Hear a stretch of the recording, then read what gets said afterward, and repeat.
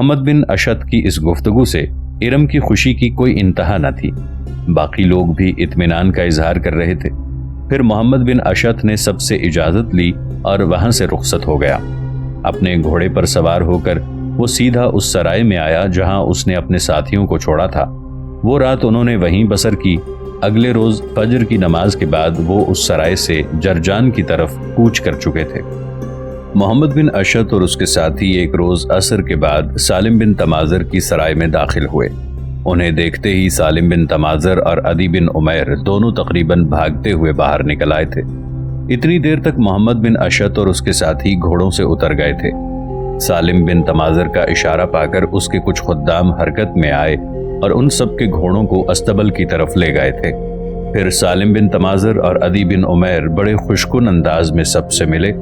پھر محمد بن اشد اپنے قریب کھڑے روح بن حاتم کو مخاطب کر کے کہنے لگا، ابن حاتم، سب ساتھیوں کو لے کر سرائے میں داخل ہو جاؤ۔ میں ذرا سالم بن تمازر اور عدی بن عمیر سے اقلیمہ کے سلسلے میں گفتگو کرنا چاہتا ہوں۔ اس پر روح بن حاتم اپنے ساتھیوں کو لے کر سرائے میں داخل ہو گیا تھا۔ ان کے جانے کے بعد محمد بن اشد کچھ دیر خاموش رہا۔ پھر سالم بن تمازر اور عدی بن عمیر دونوں کی طرف دیکھتے ہوئے کہنے لگا، کیا آپ دونوں اس وقت میری ملاقات اقلیمہ بنت مروان سے کروا سکتے ہیں؟ محمد بن اشد کے ان الفاظ پر سالم بن تمازر اور عدی بن عمیر دونوں چونکے تھے، جستجو بھرے انداز میں اس کی طرف دیکھنے لگے تھے۔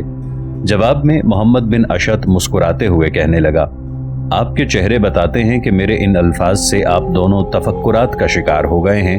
ایسی کوئی بات نہیں، میں یہاں تک کہتے کہتے محمد بن اشد رک کر ایک طرف دیکھنے لگا، اس لیے کہ اس طرف سے سالم بن تمازر کا بیٹا سعید بن سالم بھاگتا ہوا آ رہا تھا۔ قریب آ کر وہ محمد بن اشد سے پرزور انداز میں ملا۔ اس کے بعد سالم بن تمازر اور عدی بن عمیر کی طرف دیکھتے ہوئے محمد بن اشد پھر کہہ رہا تھا، میں نے آپ دونوں سے اقلیمہ بنت مروان سے ملنے کی خواہش اس لیے کی ہے کہ میں اس کی بڑی بہن ارم کو تلاش کرنے میں کامیاب ہو گیا ہوں۔ محمد بن اشد کے ان الفاظ پر سالم بن تمازر اور عدی بن عمیر کی خوشی کی کوئی انتہا نہ تھی۔ اس دوران سعید کی حالت بھی عجیب ہو گئی تھی۔ چند ثانیے اس نے تجسس بھرے انداز میں محمد بن اشد کی طرف دیکھا، پھر وہ بھاگتا ہوا اپنی حویلی میں داخل ہو گیا تھا۔ آخر اس سکوت کو سالم بن تمازر نے توڑا اور محمد بن اشد کو مخاطب کر کے کہنے لگا، ابن اشد، آپ نے تو ہماری خوشیوں کو دوبالا کر دیا ہے۔ آپ ہمارے ساتھ آئیں۔ یہ خبر سن کر تو میں سمجھتا ہوں اقلیمہ اتنی خوش ہوگی جس کا کوئی اندازہ نہیں لگا سکتا۔ اس کے ساتھ ہی سالم بن تمازر اور عدی بن عمیر کے ساتھ محمد بن اشد ابن تمازر کی حویلی کی طرف ہو لیا تھا۔ دوسری طرف اس کے آگے آگے بھاگتا ہوا سعید بن سالم حویلی میں داخل ہوا۔ اس وقت ایک کمرے میں اقلیمہ، رملہ اور کلثوم بیٹھی گفتگو کر رہی تھی۔ جب انہوں نے اس طرح سعید کو بھاگ کر آ کر دیکھا تب چوکنی ہو گئی۔ سب سے زیادہ پریشان اور فکر مند اقلیمہ ہوئی تھی۔ جو ہی اس کے کمرے میں سعید بن سالم داخل ہوا، اس کی طرف دیکھتے ہوئے اس کی بہن کلثوم نے پوچھ لیا، بھائی کیا بات ہے، تم اس طرح بھاگتے ہوئے کیوں آئے ہو؟ اس پر سعید بن سالم مسکراتے ہوئے کہنے لگا، اس سے پہلے بھی میں ایک دفعہ اسی طرح بھاگتا ہوا حویلی میں داخل ہوا تھا۔ اس وقت بھی میں اپنی بہن اقلیمہ کے لیے خوشخبری لایا تھا۔ آج بھی جب میں بھاگتا ہوا حویلی میں داخل ہوا ہوں تو آج بھی میرے پاس اپنی بہن اقلیمہ کے لیے خوشخبری ہے، وہ یہ کہ ان کی بڑی بہن ارم کو تلاش کر لیا گیا ہے۔ سعید بن سالم کے ان الفاظ پر اقلیمہ خوشی سے چونک اٹھی تھی۔ ایک طرح سے اپنی جگہ پر وہ اچھل پڑی اور سعید کو مخاطب کر کے کہنے لگی، میرے بھائی، تمہیں کیسے پتا چلا میری بڑی بہن ارم کو تلاش کر لیا گیا ہے؟ اس دوران سعید بے پناہ خوشی کا اظہار کرتے ہوئے کہنے لگا، میری بہن، پھر وہی محمد بن اشد آئے ہیں جو اس سے پہلے آئے تھے، اور عدی بن عمیر کی انہوں نے 6 اوباشوں سے حفاظت کی تھی۔ پہلے ان کے ساتھ ان کے 3 ساتھی تھے، لیکن آج ان کے ساتھ 5 ساتھی ہیں۔ ان کے 5 ساتھی تو سرائے میں چلے گئے ہیں، وہاں انہوں نے قیام کر لیا ہے، جبکہ محمد بن اشد، بابا اور عدی بن عمیر میرے خیال میں اسی طرف آ رہے ہیں۔ سعید بن سالم کے اس گفتگو کے جواب میں اقلیمہ کچھ کہنا چاہتی تھی کہ عین اسی لمحے محمد بن اشد، سالم بن تمازر اور عدی بن عمیر حویلی میں داخل ہوئے۔ سیدھے اس کمرے میں گئے جس میں اقلیمہ، رملہ، کلثوم اور سعید تھے۔ تب جب نشستوں پر بیٹھ گئے تب گفتگو کا آغاز محمد بن اشد نے کیا اور اقلیمہ کو مخاطب کر کے کہنے لگا، اے بنت مروان، میں تمہارے لیے خوشخبری رکھتا ہوں، تمہاری بہن ارم کو میں نے تلاش کر لیا ہے۔ تاہم یہاں آ کر مجھے اپنی ایک غلطی کا احساس ہوا۔ کیسی غلطی؟ اقلیمہ نے تجسس بھرے انداز میں پوچھ لیا۔ تمہارے پاس آنے سے پہلے مجھے تمہاری بڑی بہن ارم سے وہی انگوٹھی لینی چاہیے تھی جس قسم کی انگوٹھی تم نے مجھے دی تھی۔ جب میں اس قسم کی 2 انگوٹھیاں تمہیں دکھاتا تو شاید تمہیں مجھ پر اعتماد اور بھروسہ ہو جاتا کہ میں واقعی تمہاری بہن سے مل کر آ رہا ہوں۔ اب جبکہ محمد بن اشد کو خاموش ہو جانا پڑا اس لیے کہ اس کی بات کاٹتے ہوئے اقلیمہ بول پڑی تھی۔ آپ میرے جذبات اور احساسات کا غلط اندازہ لگا رہے ہیں۔ جب میں ایک بار آپ پر اعتماد اور بھروسہ کر چکی ہوں تو پھر آپ پر بد اعتمادی کا اظہار نہیں کروں گی۔ اگر آپ کہتے ہیں کہ میری بہن ارم کو تلاش کرنے میں کامیاب ہو گئے ہیں تو پھر میں اسے سچ اور حقیقت جانوں گی۔ اس پر محمد بن اشد نے ارم کی تلاش میں پہلے استراباد کی طرف جانے، پھر اپنے ساتھیوں سے راستے میں ملاقات ہونے، اس کے بعد دریائے دجلہ کے کنارے بہاتمہ نام کی بستی میں اقلیمہ اور ارم کے ماموں حارث بن لبید، ممانی، طابقہ بنت علقمہ اور ان کے دونوں بچوں خنسہ بنت حارث اور بشار بن حارث سے ملاقات کی تفصیل کہہ دی تھی۔ یہ ساری تفصیل جان کر اقلیمہ کی خوشی کی کوئی انتہا نہ تھی۔ کہنے لگی، ابن اشد، آپ نے کمال کر دیا ہے۔ میں امید بھی نہیں رکھتی تھی کہ آپ اس قدر جلد میری بہن کو تلاش کرنے میں کامیاب ہو جائیں گے۔ اس پر محمد بن اشد بھی مسکراتے ہوئے کہنے لگا، آپ کی بہن ارم نے بھی ہم پر اعتماد اور بھروسہ کرنے میں ہچکچاہٹ محسوس کی تھی، لیکن جب میں نے اپنی ہتھیلی پر وہ انگوٹھی رکھی جو تم نے مجھے دی تھی، جب میں ہتھیلی اس کے سامنے لے گیا تو اس نے انگوٹھی لی۔ کچھ دیر تک بڑی حسرت سے انگوٹھی کو دیکھتی رہی، پھر رو پڑی، سسکیوں اور ہچکیوں میں روئی۔ شاید اس کا رونا خوشی کا رونا تھا کہ اس کی بہن کی نشانی مل گئی ہے۔ اس کے بعد کچھ دیر تک وہ اس انگوٹھی کو چومتی رہی۔ محمد بن اشد کے ان الفاظ پر اقلیمہ کی آنکھوں میں آنسو آ گئے تھے اور وہ ہونٹ کاٹنے لگی تھی۔ کچھ دیر اقلیمہ کی وہی حالت رہی، پھر وہ سنبھلی، چند لمحوں تک بڑی ممنونیت اور شکر گزاری سے محمد بن اشد کی طرف دیکھتی رہی، پھر کہنے لگی، میرے پاس الفاظ نہیں جنہیں استعمال کر کے میں آپ کا شکریہ ادا کروں۔ ہاں، میں آپ سے وعدہ کرتی ہوں کہ کبھی موقع ملا تو ہم دونوں بہنیں آپ کے اس احسان کا بدلہ ضرور چکائیں گی۔ محمد بن اشد مسکرا دیا اور کہنے لگا، اے بنت مروان، کس قسم کی گفتگو کرتی ہو؟ میں نے یہ کام کسی صلے، کسی انعام کی خاطر تو نہیں کیا۔ یوں جانو یہ میرا فرض تھا جس کی تکمیل میں بہت جلد سونا چاہتا تھا۔ جو کچھ میں کرنا چاہتا تھا کر گزرا۔ ناظرین، آگے بڑھنے سے پہلے کامنٹ سیکشن میں ہمیں اپنی آراء سے ضرور آگاہ کیجیے گا کہ آپ کو ہماری یہ سیریز کیسی لگ رہی ہے۔ آئندہ آنے والی اقساط سے باخبر رہنے کے لیے ہمارے چینل کو سبسکرائب کر لیں اور ساتھ موجود بیل آئیکن کو ضرور کلک کر لیں۔ شکریہ۔ اب میں تم سے یہ کہنا چاہتا ہوں کہ تم کب تک ہمارے ساتھ یہاں سے دریائے دجلہ کے کنارے بہاتمہ نام کی بستی کی طرف روانہ ہونا پسند کرو گی؟ اقلیمہ مسکرائی اور کہنے لگی، آپ ایک لمبا سفر طے کر کے آئے ہیں، تھکے ہارے ہوں گے، آپ کو آرام کی ضرورت ہے۔ میرا کچھ نہ پوچھیں، آپ جب بھی سفر کے لیے تیار ہو جائیں گے میں اسی وقت آپ کے ساتھ ہو لوں گی۔ آپ نے مجھے بیک وقت 2 خوشیاں دی ہیں، ایک اپنی بہن ارم کے ملنے کی، دوسری اپنے ماموں ممانی اور ان کے دونوں بچوں کی کہ وہ خیر و عافیت سے ہیں، حالانکہ اس سے پہلے وہ دمشق میں قیام رکھتے تھے۔ میرے خیال میں احتیاط کی خاطر انہوں نے اپنی رہائش بدل لی ہے اور دریائے دجلہ کے کنارے آ کر آباد ہو گئے ہیں۔ وہ ایسی جگہ آ کر آباد ہوئے ہوں گے جہاں ان کا کوئی جاننے والا نہ ہوگا، تاکہ وہ وہاں محفوظ رہیں۔ بہرحال انہوں نے بہت اچھا کیا۔ اقلیمہ جب خاموش ہوئی تب محمد بن اشد اسے مخاطب کر کے کہنے لگا، میرے ساتھی اس وقت سرائے میں ہیں، میں بھی سرائے کی طرف جاتا ہوں۔ اتنی دیر تک ہمارے گھوڑے بھی استبل میں سستانے کے علاوہ پیٹ بھر لیں گے۔ میں چاہتا ہوں آج عشاء کے بعد ہم اپنی منزل کی طرف روانہ ہو جائیں۔ اے بنت مروان، تمہیں وہاں پہنچا کر میں واپس انبار جاؤں گا۔ تم دونوں بہنیں کچھ دن اپنے ماموں کے پاس رہ لینا۔ ایسا میں اس لیے کہہ رہا ہوں کہ تمہاری بڑی بہن بیمار ہے، شاید لگاتار دکھوں اور غموں نے اسے توڑ کر رکھ دیا ہے۔ میرے خیال میں جب تم اسے ملو گی اس کی ساری تکلیفیں، اس کی ساری بیماریاں رفع ہو جائیں گی۔ وہاں میں تم دونوں بہنوں سے رابطہ رکھوں گا، اور جب تمہارا ارادہ ہوا وہاں سے نکل کر تم اندلس کی طرف جانا چاہو، تم فکر مند نہ ہونا، میں تمہیں دریائے دجلہ کی اس بستی سے نکال کر اندلس پہنچانے کا بھی فریضہ ادا کر دوں گا۔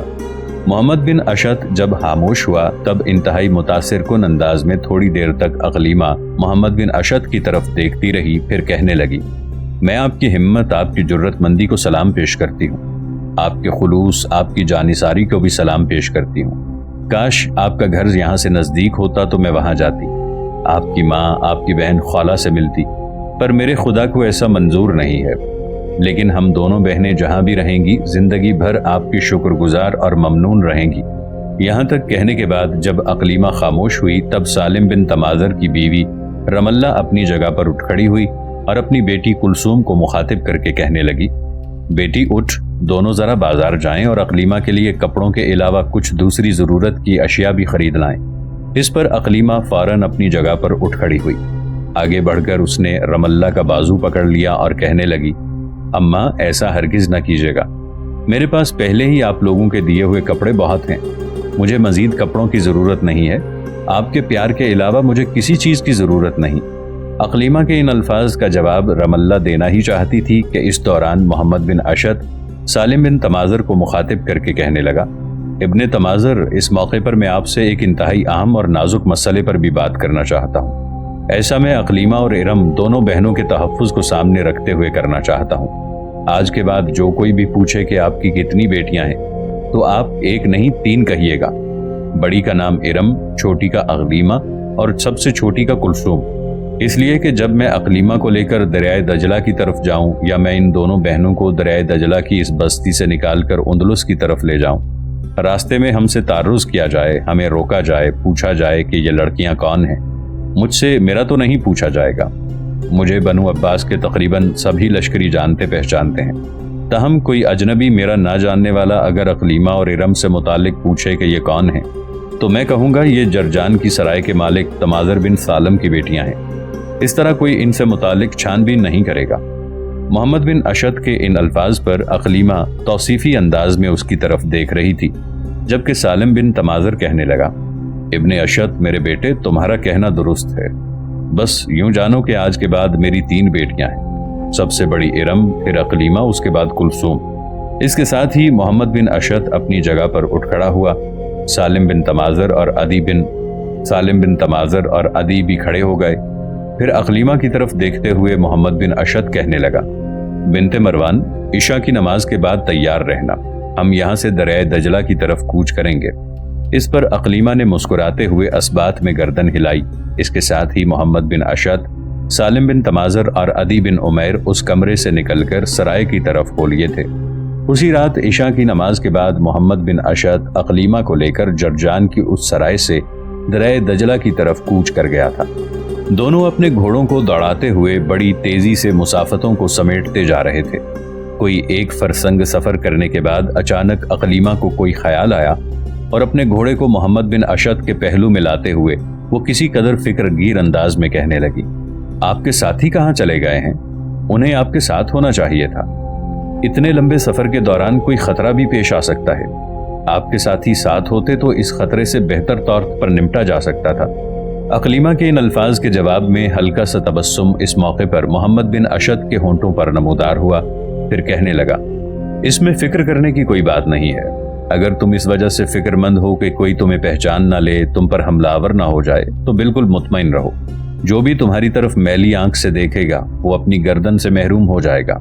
محمد بن اشد جب خاموش ہوا تب پہلے جیسے انداز میں اقلیمہ پھر کہنے لگی، مجھے صرف اپنی جان کا خطرہ نہیں ہے بلکہ آپ اپنی ذات کا جائزہ بھی لیں، کچھ لوگوں کی آپ سے دشمنی چل رہی ہے جنہوں نے آپ کے چچا کو قتل کیا تھا اور پھر جوابی کارروائی کرتے ہوئے آپ نے انہیں موت کے گھاٹ اتار دیا۔ اگر ان کے ورثاء یا ان کے جاننے والے آپ پر کڑی نگاہ رکھتے ہوئے آپ کے خلاف حرکت میں آ جائیں تو پھر؟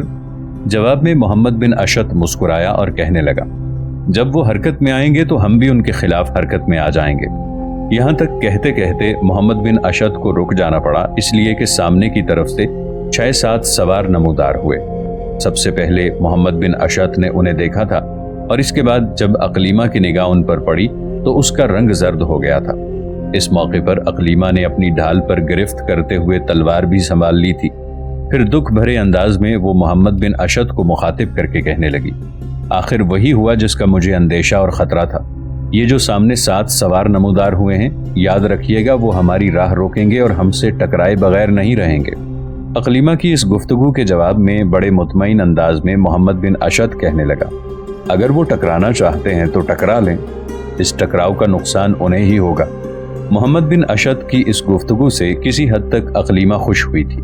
फिर दोनों अपने घोड़ों को और तेजी से भगाने लगे थे। जब वो कुछ फासला मजीद आगे गए तब सामने की तरफ से आने वाले 7 सवार उनकी राह रोक के खड़े हो गए। इस सूरत हाल को देखते हुए मोहम्मद बिन अशद ने अपने घोड़े की बाग खींच ली और उसकी तरफ देखते हुए उसके पीछे अकलीमा भी अपने घोड़े की बाग खींचकर उसे रोक चुकी थी। अपने घोड़ों को रोकने के बाद मोहम्मद बिन अशद ने उन्हें मुखातिब किया, तुम कौन लोग हो और क्यों हमारी राह रोके खड़े हो? जवाब में उनमें से एक ने मकरूह कहकहा लगाया, फिर कहने लगा, तू हमारे कदीम और पुराने साथी मरवारेख का कातिल है। वो पारसी था, हम भी पारसी हैं। तुम क्या समझते थे कि उसे मौत के घाट उतारने पर तू बचा रहेगा? तुझ पर कोई गिरफ्त नहीं करेगा। हम तो तुझ पर निगाह रखे हुए थे और आज इन वीरानों में हमें मौका मिल गया कि हम तुम पर जरब लगाएं। इन वीरानों में देखना हम तेरे हुनर के इस्तगराक, तगय्युर भरी तेरी कुव्वतों को जिंदगी के वीरान गोशों की तरह बेतकल्लुम और बदन की धज्जियां उड़ाती तेज आंधियों जैसी करके रख देंगे। इन वीरानों में हम इंसान को रेजा रेजा कर देने वाली बदशगुनियों की तरह तुझ पर हमलावर होंगे और तेरी हालत कासा जीस्त में खोटे सिक्कों, रोज़ने जिंदान सी करके रख देंगे। पत्थर सा खामोश, खुद फरेबी का सा अलम गुजीदा बनाकर रख देंगे तुझे। याद रखना, अगर तुमने कोई हिमाकत भरी कार्रवाई करने की कोशिश की तो इन वीरानों में हम तुम्हारी हालत क़याबान फिक्र में बंजरपन के झक्कड़ों जैसी करते हुए अपनी मंजिल की तरफ निकल जाएंगे। सुन मोहम्मद बिन अशद, तू मरवादेख का कातिल है और अब इन वीरानों में हम तुम्हारे कातिल बनेंगे। जब तक राह रोकने वालों में से एक बोलता रहा, मोहम्मद बिन अशद बड़ी फिक्र और तहम्मुल से उनकी तरफ देखता रहा। जब वो खामोश हुआ तब उन्हें मुखातिब करते हुए मोहम्मद बिन अशद कह रहा था, मेरी राह रोकने वालों सुनो। हकीकत में डूबे इस माहौल में, उम्र के वीरान रास्तों पर जब मैं तुम लोगों की जिंदगी के प्यालों में जहर, तुम्हारी रग रग पल पल में फैलती तारीकियां भर दूंगा, तो याद रखना तुम्हारी हालत दीमक चाटे लकड़ी के बोसीदा तख्तों और वक्त के तारीक तुंद सफात लम्हों जैसी बेआबो गया बनाकर रख दूंगा। इस पर पहले वाला शख्स फिर बोला, शायद तुम हमारे हाथों मरने के लिए पहले से तैयार हो। वो शख्स जब खामोश हुआ तब इंतहाई गजबनाकी और गुस्से से मोहम्मद बिन अशद उसे मुखातिब करके कहने लगा, तुम मुझे हमलावर होने की धमकी देते हो। मैं तो खुद तुम पर हमलावर होने का ख्वाहिशमंद हूं। जब मैं ऐसा करूंगा तो याद रखना, तुम पर सदाओं के फसाद को तोड़ते मौत के कारवानों की तरह हमलावर होगा। जब ऐसा होगा तो याद रखना, बिलकती जमीन पर खून की प्यासी मेरी तलवार तुम्हारे तसव्वुरात तक को जख्म जख्म कर देगी, तुम्हारी रग रग में पैवस्त होते अलमिये भर कर रख देगी। यहां तक कहने के बाद मोहम्मद बिन अशद थोड़ी देर के लिए रुका, फिर अपनी बात को आगे बढ़ाते हुए वो कह रहा था, तुम साथ के साथ मेरे सामने से भागने की कोशिश करोगे तब भी मैं तुम्हें भागने नहीं दूंगा। याद रखना, खारे हयात के इन वीरानों में तुम पर बरसती आग के संगे वहशत की तरह हमलावर होऊंगा। तुम्हारे शातिराना ढंग को दर्द के रेंगते सुरमई अंधेरों में तब्दील कर दूंगा। मेरी राह रोकने वालों तैयार रहो, फिर देखो मैं कैसे तुम्हारी खुद परस्ती के तमर्रुद उन पर सितमकशों के अजाब की तरह नाजिल होता हूँ, कैसे तुम्हारे सीने के निगार खाने में खौफ भरे बयाबानों का सा दहकतापन भरता हूँ और तुम्हारी रूह से जवान आबोताब छीनता हूँ। मोहम्मद बिन अशद जब खामोश हुआ तब उनमें से एक फिर उसे मुखातिब करके कहने लगा, ये भी तुमने खूब कही, हम साथ और हमारे मुकाबले पर तू अकेला, फिर भी तेरी अकड़ में कमी नहीं आई। क्या तू बैक वक्त 7 तलवारों का मुकाबला कर सकेगा? देख, मरने से पहले ये बता, ये लड़की जो तेरे साथ है कौन है, ताकि वो हमारी तलवारों की जद में ना आ जाए। मोहम्मद बिन अशद ने इस मौके पर हल्का सा एक कहकहा लगाया, कहने लगा, तुम साथ की बात करते हो, कसम खुदाए वाहदा शरीक की। इस मौके पर अगर तुम साथ की बजाय 14 साथी भी ले आते तो मैं उन्हें कटे हुए दरख्त की तरह जमीन पर गिरा कर रख देता।